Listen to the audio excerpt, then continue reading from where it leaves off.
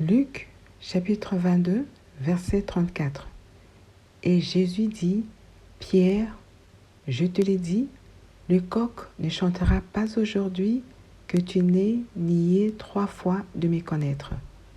Premièrement, sur le plan humain, Pierre a nié Jésus en tant que l'homme de Galilée, de sa ville de Galilée, l'homme de son pays et de sa race. Deuxièmement, sur le plan professionnel, Pierre a nié son maître qui l'enseignait en lui inculquant la sagesse et l'intelligence divine.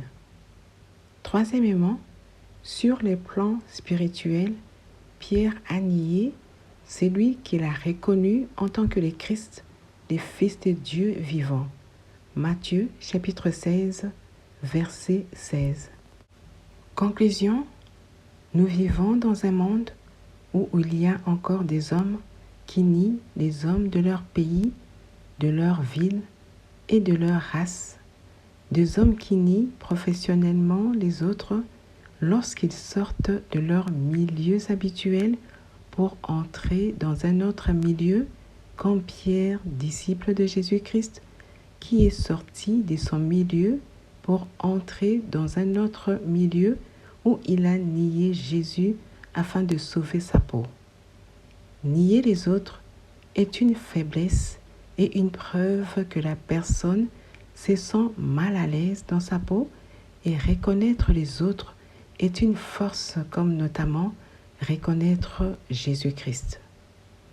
Pierre s'est montré faible lorsqu'il a nié à 3 reprises Jésus, et il s'est montré fort lorsqu'il a reconnu Jésus en tant que le Christ, le Fils de Dieu vivant.